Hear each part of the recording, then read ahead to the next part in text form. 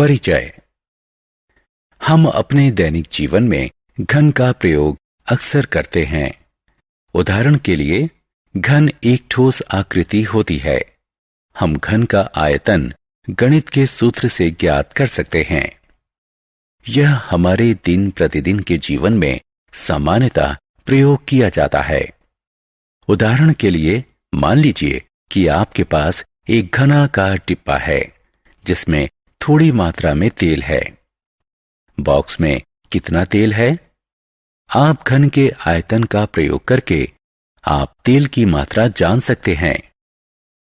उद्देश्य: इस पाठ के अंत में आप निम्न करने में सक्षम हो जाएंगे। घन को पहचानना, अभाज्य गुणनखंड विधि के प्रयोग के लिए घन को पहचानना, घन की विशेषताएं बताना, घनमूल को पहचानना, घन और घनमूल के बीच विभेद करना, किसी पूर्ण घन का अभाज्य गुणनखंडन की सहायता के बिना घनमूल ज्ञात करना। पूर्ण घन: किसी संख्या का घन तब प्राप्त होता है जब उस संख्या की घात 3 कर दी जाती है।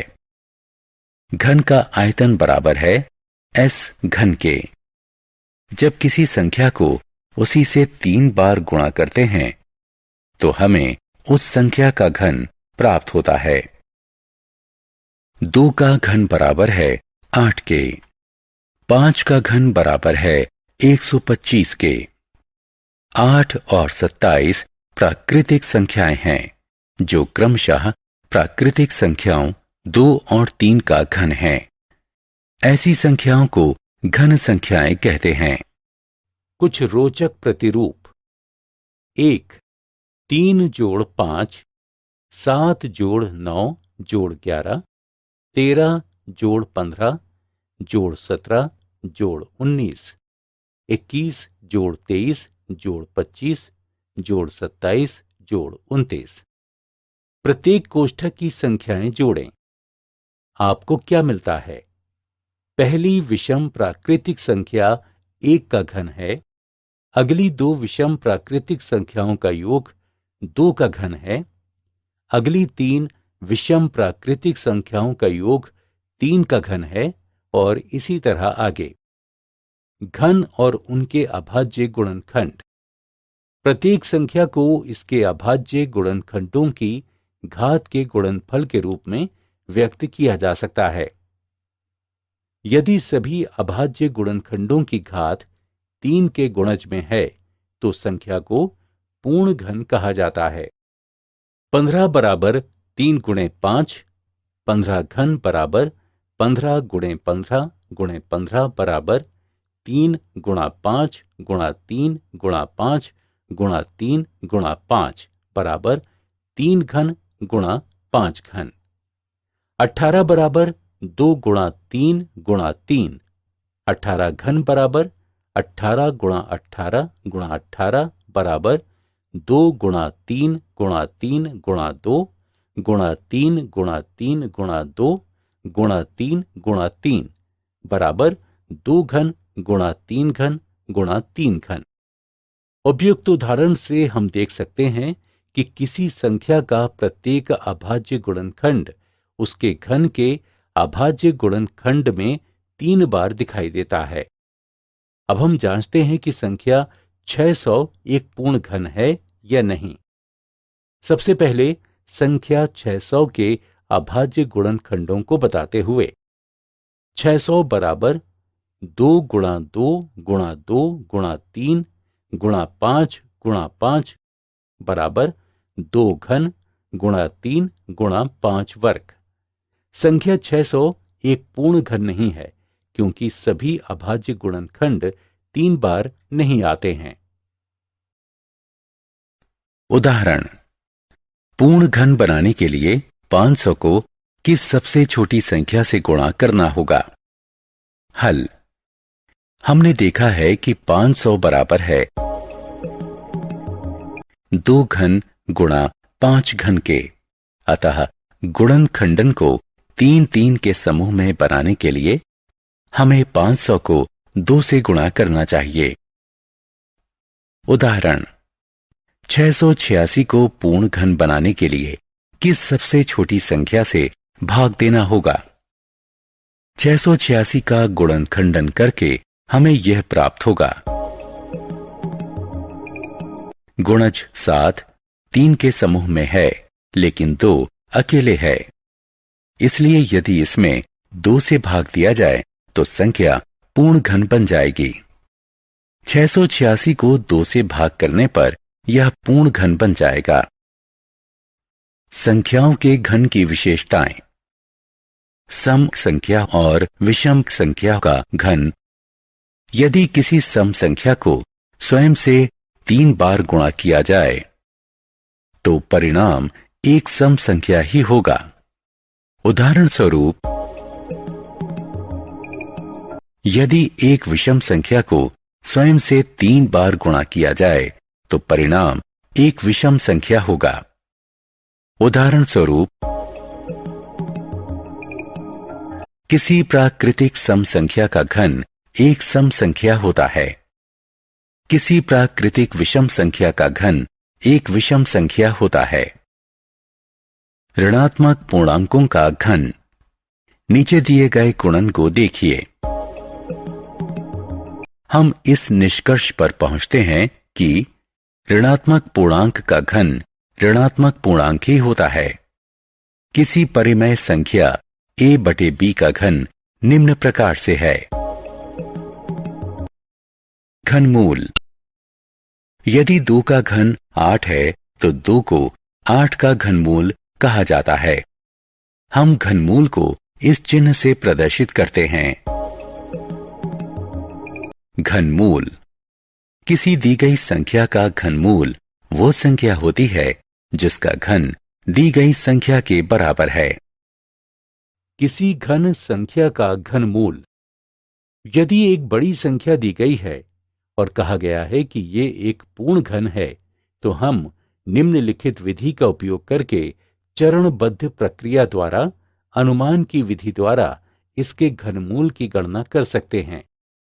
चरण 1, कोई भी घन संख्या लीजिए, जैसे कि 6, 1, 4, 1, 2, 5 और उसके सबसे दाईं ओर के अंक से प्रारंभ करते हुए 3-3 अंकों के समूह बनाइए।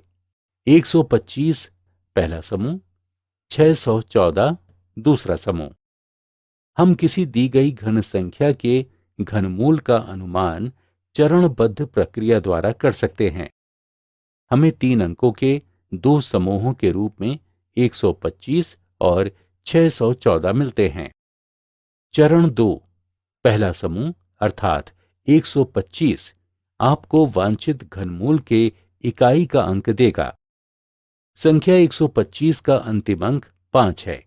हम जानते हैं कि 5 किसी संख्या के इकाई के स्थान पर तब आता है जब उसके घनमूल के इकाई का अंक 5 होता है। इसलिए हमें घनमूल के इकाई के स्थान पर 5 मिलता है। चरण 3, अब एक और समूह लें अर्थात 6, 1, 4। हम जानते हैं कि 8 घन बराबर 512 और 9 घन बराबर 729। इसके अतिरिक्त 729 की तुलना में 614 कम है, जिसकी तुलना में 512 कम है।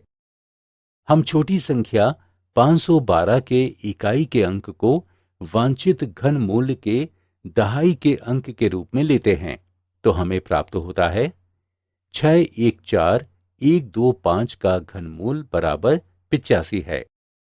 उदाहरण के लिए 238328 का घनमूल ज्ञात करें। हल। 238328 एक सम संख्या है, इसलिए इसका घनमूल एक सम संख्या होनी चाहिए। 238328 के 2 समूह बनाएं। पहला समूह 328 इकाई अंक 8 है, इसलिए घनमूल का इकाई अंक 2 होगा। दूसरा समूह 238, ये 6 घन बराबर 216 और 7 घन बराबर 343 के बीच आता है, इसलिए हम छोटी संख्या 6 को दहाई के स्थान के रूप में लेते हैं। इसलिए 238 328 का घनमूल बराबर 62 है। किसी पूर्ण घन का अभाज्य गुणनखंडन द्वारा घनमूल प्राप्त कीजिए। उदाहरण 1728 का घनमूल प्राप्त कीजिए। हल दी गई संख्या का अभाज्य गुणनखंडन कीजिए। समान गुणनखंडों का त्रिक बनाइए। प्रत्येक त्रिक से एक अभाज्य संख्या लीजिए और उनका गुणनखंड बनाइए। वांछित घनमूल 12 है, जिसे हम इस प्रकार लिख सकते हैं। ऋणात्मक संख्या का घनमूल। हमने देखा है कि ऋणात्मक पूर्णांक का घन भी ऋणात्मक पूर्णांक ही होता है। उदाहरण स्वरूप सामान्यतः यदि एक धनात्मक पूर्णांक है, अतः एक ऋणात्मक पूर्णांक का घनमूल प्राप्त करने के लिए इसके पूर्णांक का घनमूल ज्ञात कीजिए और उसके पहले ऋण का चिन्ह लगा दीजिए। उदाहरण स्वरूप पूर्णांकों के गुणनखंड का घनमूल। उदाहरण स्वरूप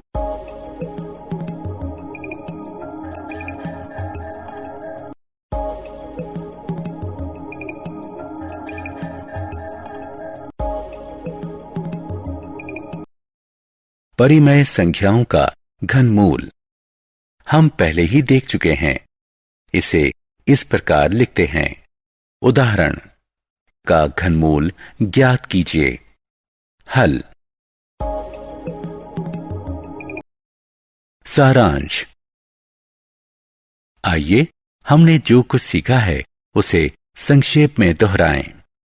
किसी संख्या का घन उस संख्या की घात 3 होती है। घन संख्या या पूर्ण घन एक प्राकृतिक संख्या होती है जो किसी प्राकृतिक संख्या का घन होता है। एक पूर्ण घन समान गुणनखंडों के त्रिक के रूप में व्यक्त किया जा सकता है। सम प्राकृतिक संख्याओं का घन सम और विषम प्राकृतिक संख्याओं का घन विषम प्राकृतिक संख्या होता है। ऋणात्मक पूर्णांक का घन ऋणात्मक पूर्णांक होता है। किसी परिमेय संख्या का घन इस प्रकार होता है। किसी दी गई संख्या का घनमूल वह संख्या होती है जिसका घन दी गई संख्या के बराबर हो। ऋणात्मक संख्याओं का घनमूल ऋणात्मक होता है। किसी